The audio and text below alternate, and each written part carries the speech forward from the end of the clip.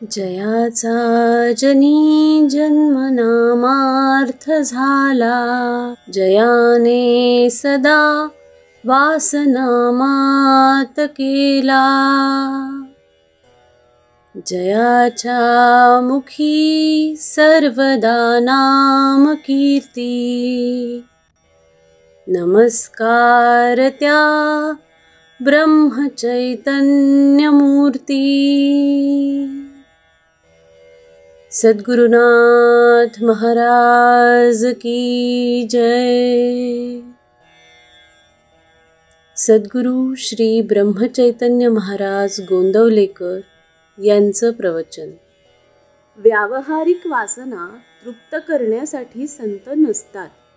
16 April. नोकरी केली पाहिजे असेल तर ते देणारा जिथे असतो तिथे आपण जातो. त्याप्रमाणे भगवंताची भेट घ्यायची असेल तर संत जिथे राहतात तिथे आपण जावे. परमेश्वराचे स्वरूप ओळखण्यासाठी संतांकडे जाणेच जरूर आहे. संतांचे अस्तित्व त्यांच्या देहात नसून त्यांच्या वचनात आहे. संतांजवळ निर्विषय चित्त असते. रात्री सर्वजण झोपल्यावर शिपाई जसे गस्त घालतात तसे साधू संत आमच्या गैरसावधेत जागृत असतात. आपण झोपी गेलो असताना ते आपले वृत्ती तपासतात.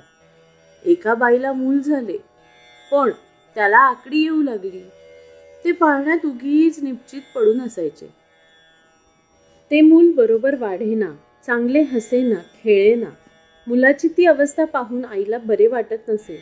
अगदी तसेच संतांना वाटते.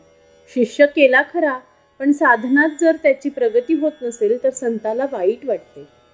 शिष्याची प्रगती होत असेल तर संत स्वतःच्या प्रेमापोटीच शिष्याला सजवील आणि त्याचे कौतुक करेल.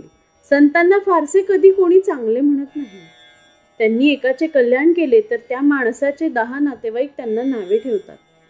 संतांना ओळखण्याकरिता जे गुण सांगितले आहेत ते त्यांची परीक्षा करण्याकरिता सांगितले नसून त्यांचा त्या दृष्टीने उपयोगही होत नाही.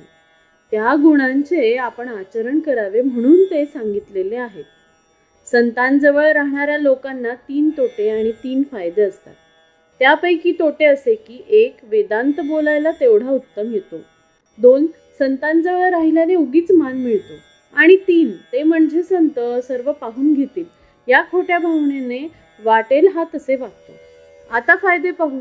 पहिला म्हणजे तो जर खऱ्या भावनेने संतांजवळ राहील तर तेवढ्यानेच काही साधन न करता सुद्धा त्याचा परमार्थ साधेल.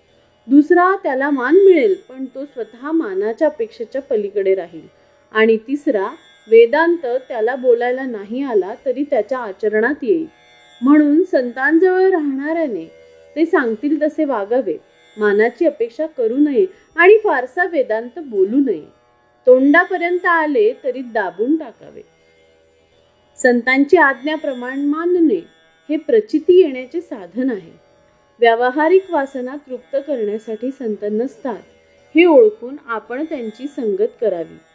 तेल आणि वात असल्यावर दिवा लावायला जसा वेळ लागत नाही त्याचप्रमाणे आपली भूमिका थोडी तयार असल्यावर सत्संगतीचा परिणाम व्हायला वेळ लागत नाही.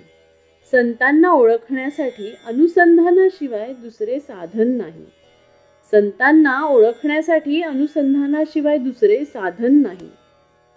श्री अनंत कोटी ब्रह्मांड नायक राजाधिराज सच्चिदानंद सद्गुरु श्री ब्रह्मचैतन्य महाराज की जय. श्री ब्रह्मानंद गुरु महाराज की जय. जय जय रघुवीर समर्थ.